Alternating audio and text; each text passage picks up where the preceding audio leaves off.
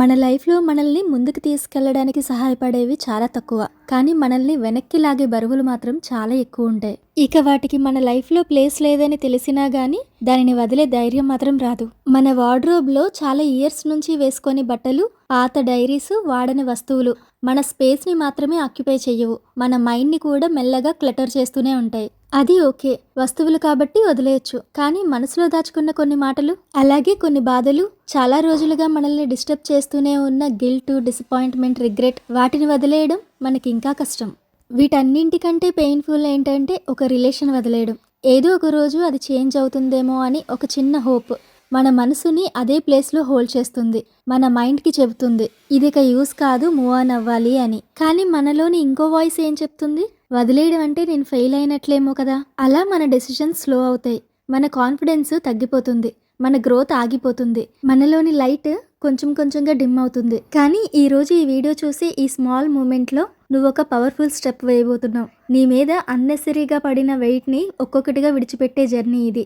ఇది డీక్లటర్ కాదు, reset, రీక్లైమింగ్ your self. ఇప్పుడు మనం మాట్లాడబోయేది వదిలిపెట్టడం అంటే ఏంటి, ఎందుకు మనం కొన్నింటిని కొన్ని సంవత్సరాల పాటు క్యారీ చేస్తాం, ఫిజికల్ క్లటర్ని గిల్ట్ లేకుండా ఎలా క్లీన్ చేయాలి, ఎనర్జీ తీసుకునే రిలేషన్షిప్స్ని ఎలా గ్రేస్ఫుల్గా క్లోజ్ చేయాలి, మైండ్ క్లటర్ అయిన రిగ్రెట్స్, పెయిన్, ఓల్డ్ మెమరీస్ని ఎలా రిలీజ్ చేయాలి, ఎమోషనల్ బ్యాగేజ్ను స్లోగా ఎలా హీల్ చేసుకోవాలి, అండ్ ముఖ్యంగా ఈ ప్రాసెస్ తర్వాత వచ్చే కొత్త ఎనర్జీ, కొత్త క్లారిటీ, కొత్త కాన్ఫిడెన్స్ ఎలా ఉంటాయో చూద్దాం. ఈ వీడియో పూర్తిగా చూస్తే నీ లైఫ్లో ఏం అవసరం, ఏది బ్యాగేజ్, ఏది ఫ్యూచర్లో నీ గ్రోత్ని స్టాప్ చేస్తుంది, ఏది వదిలిపెట్టాల్సిందే అన్ని క్రిస్టల్ క్లియర్ అవుతాయి. So let's reset. నీ లైఫ్లో అనవసరమైన బరువులన్నీ విడిచి నీ జర్నీని కొత్తగా మొదలు పెట్టడానికి ఇదే సరైన సమయం. చాలా మంది డీక్లటర్ అంటే వస్తువులు పడేయడం అనుకుంటారు. కానీ నిజానికి డీక్లటర్ అంటే ఫిజికల్ క్లీనింగ్ కంటే చాలా డీప్. ఇది మన మైండ్ని, మన ఎమోషన్స్ని, మన ఇన్నర్ స్పేస్ని క్లీన్ చేయడం. ఒక రూమ్ని ఇమాజిన్ చేసుకోండి. డోర్ ఓపెన్ చేస్తే ఫస్ట్ కనిపించేది మొత్తం క్లమ్జీగా ఉన్న కబోర్డ్స్,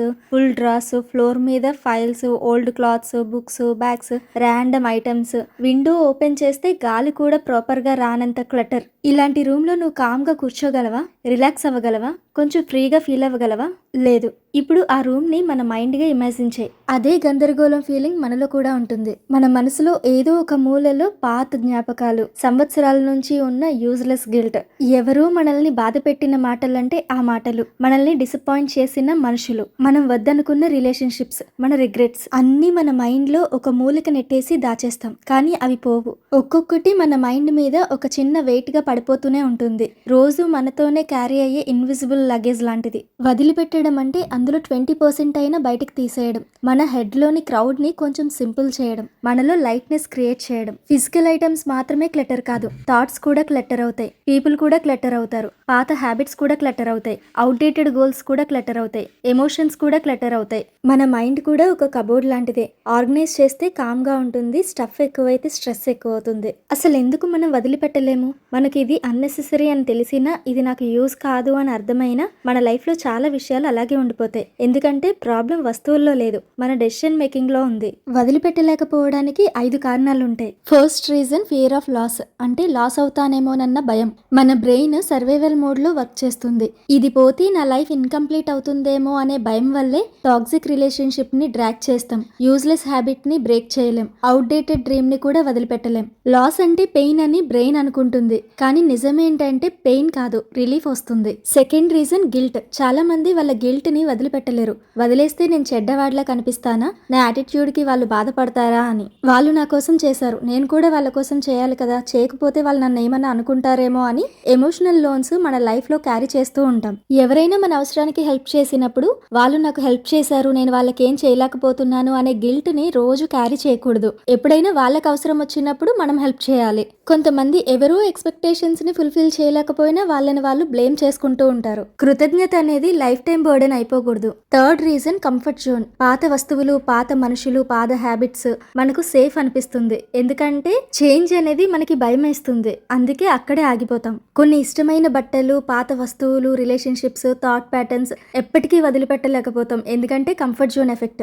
4వ రీజన్ ఐడెంటిటీ కోసం. కొన్ని వస్తువులు మన ఐడెంటిటీలా మారిపోతాయి. నేను ఇలా ఉండేవాడిని, నేను ఎప్పుడు ఇలానే చేస్తాను, ఇది నా నేచర్ అని. బట్ గ్రోత్ అంటే ఐడెంటిటీ అప్గ్రేడ్ చేసుకోవడం. ఓల్డ్ వెర్షన్ ని రిలీజ్ చేయకుండా న్యూ వెర్షన్ ఇంపాసిబుల్. 5వ రీజన్ ఫ్యూచర్ భయం. ఇది ఫ్యూచర్ లో వర్క్ చేస్తుంది, నెక్స్ట్ ఫేజ్ లో యూజ్ అవుతుంది అని దాచుకుంటాం. అండ్ ప్రెసెంట్ లో మన ఎనర్జీ వేస్ట్ అవుతూనే ఉంటుంది. వదిలిపెట్టలేకపోవడం హ్యాబిట్ కాదు, అది ఫియర్ బేస్డ్ లివింగ్. ఇప్పుడు ఫిజికల్ డీక్లటర్ గురించి మాట్లాడుకుందాం. ఫిజికల్ క్లటర్ అనేది సర్ఫేస్ ప్రాబ్లం మాత్రమే, కానీ ఇంపాక్ట్ మాత్రం డీప్ గా ఉంటుంది. మీరు డైలీ ల్యాప్టాప్ పెట్టుకొని వర్క్ చేసుకునే టేబుల్ పైన అన్నెసరీ వస్తువులన్నీ పడున్నాయనుకోండి, ఈవెన్ మీ ల్యాప్టాప్ పెట్టడానికి కూడా స్పేస్ లేదు. ఆ వస్తువులన్నింటినీ కొంచెం పక్కకి జరిపి మీరు వర్క్ చేసుకున్నా గానీ మీ మైండ్ లో క్లటర్ అనే ఫీలింగ్ వస్తుంది. మన thoughts, energy, concentration, even motivation కూడా డ్రైన్ అవుతుంది.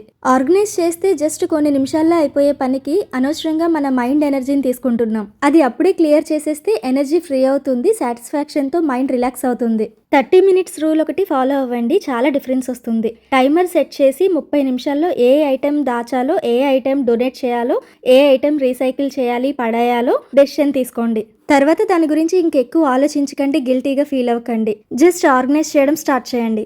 Next 4 box method. ఈచ్ ఐటెంని ఒకసారి చెక్ చేయండి. ఫస్ట్ బాక్స్లో మనం దాచుకోవాల్సినవి పెట్టండి, సెకండ్ బాక్స్లో డొనేట్ చేయాల్సినవి, థర్డ్ బాక్స్లో రీసైకిల్ చేయాల్సినవి, ఫోర్త్లో పడేయాల్సినవి. తర్వాత 90-90 రూల్. 90 డేస్లో ఈ ఐటెం యూజ్ అవుతుందా లేదా అని ఒకసారి ఆలోచించండి. 90 డేస్లో కూడా ఆ ఐటెంని మీరు కనీసం టచ్ కూడా చేయలేదు అంటే అది మీకు పనికిరాదని అర్థం. సింపుల్ రూల్స్, కానీ చాలా ఇంపాక్ట్ ఉంటుంది. కొన్ని సెంటిమెంటల్ ఐటమ్స్ ఉంటాయి కదా, సో ఆ ఐటమ్స్ కోసం ఒక స్మాల్ బాక్స్ మెయింటైన్ చేయండి. జస్ట్ ఒకటే బాక్స్ లో మీకు సెంటిమెంట్ ఉన్న ఐటమ్స్ అన్ని పెట్టుకోండి. సో అన్ని కూడా అయితే డిస్కార్డ్ చేయండి లేదా ఆర్గనైజ్ చేయండి. ఇదంతా అయిన తర్వాత ఇన్స్టెంట్ గా రిలాక్సేషన్ ఫీలింగ్ వస్తుంది, స్ట్రెస్ డిక్రీజ్ అవుతుంది. Next relationship declutter. ఇప్పటి వరకు మనం వస్తువుల గురించి, స్పేస్ గురించి మాట్లాడుకున్నాం. కానీ నిజం చెప్పాలంటే మన లైఫ్ లో ఎక్కువ వెయిట్ ఇచ్చేది మన వార్డ్రోబ్ లో ఉన్న వస్తువుల గురించి కాదు, మనుషులకి.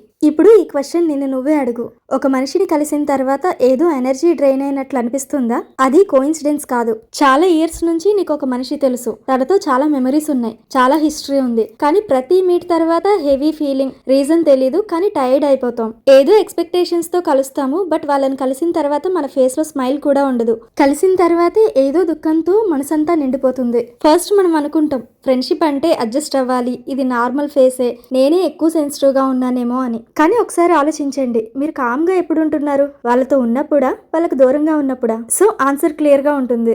ఇలాంటి ఒక రిలేషన్ ఉన్నప్పుడు మీరు రియాక్ట్ అవ్వడం కొంచెం తగ్గించండి. సింపుల్ గా చెప్పాలంటే అతి చేయకండి వాళ్ళ దగ్గర. వాళ్ళు ఒక్క మాట మాట్లాడితే మీరు 10 మాటలు మాట్లాడడం, వాళ్ళు ఏం చేసినా గానీ వాళ్ళని పొగడడం, వాళ్ళు ఇగ్నోర్ చేస్తున్నారని అనిపించినా గానీ మీరే ఎక్కువ ఇంట్రెస్ట్ చూపించడం. ఒక పర్సన్ నుంచి మనం ఎంత తీసుకుంటున్నామో మనం కూడా అంతే ఇవ్వాలి, అంతకు మించి ఇవ్వాల్సిన అవసరం లేదు.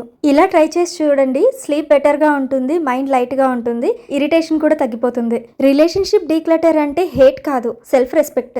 మన లైఫ్ లో అందరికీ సేమ్ ఇంపార్టెన్స్ ఇవ్వాల్సిన అవసరం లేదు. కొంతమంది జస్ట్ చాప్టర్స్, కొన్ని లెసన్స్ నేర్పిస్తారు, వెళ్ళిపోతారు. కొంతమంది మాత్రమే జీవితాంతం మనతో ఉంటారు. మనకి ప్రశాంతత ఇవ్వని రిలేషన్షిప్ ని ట్రాక్ చేయడం లాయల్టీ కాదు, అది మనల్ని మనం డ్యామేజ్ చేసుకోవడం.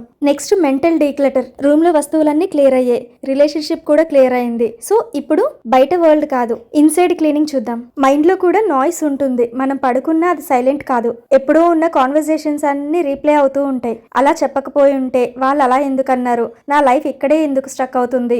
ఒక పేపర్, పెన్ తీసుకోండి, మైండ్ లో ఉన్నది ఉన్నట్టు రాసేయండి. No filter, no judgement. ఒక్క 5 నిమిషాల తర్వాత మీకు తెలియకుండానే మీకు ప్రశాంతంగా అనిపిస్తుంది. అదే mental declutter. Next change to do list. ఇంతకు ముందు మీరు రోజుకొక 10-15 టాస్కులు పెట్టుకొని డే అయిన తర్వాత ఈ టాస్కులు నేను కంప్లీట్ చేయలేకపోయాను అని గిల్ట్ గా ఫీల్ అయ్యి ఉంటారు. ఇప్పుడు జస్ట్ ఓన్లీ 2 to 3 ఇంపార్టెంట్ టాస్కులు పెట్టుకోండి. కంప్లీట్ అయ్యాక సాటిస్ఫాక్షన్ వస్తుంది. మన బ్రెయిన్ కి కంప్లీషన్ అంటే ఇష్టం. అండ్ సోషల్ మీడియాలో కూడా మీ బ్రెయిన్ ని ఎక్కువ స్టిమ్యులేట్ చేసి కన్ఫ్యూజ్ చేసే వాటిని అన్ఫాలో చేయండి. అయితే కామ్ గా ఎంటర్టైన్ అయ్యేవి లేదా ఏదైనా నేర్చుకునే వాటిని మాత్రం ఫాలో చేయండి. మెంటల్ క్లటర్ క్లీన్ అవ్వాలంటే మైండ్ ని కంట్రోల్ చేయాల్సిన అవసరం లేదు, అన్లోడ్ చేయాలి. Emotional declutter. కొన్ని ఎమోషన్స్ బయటకు కనిపించవు, కానీ కొన్ని సంవత్సరాల పాటు క్యారీ అవుతాయి.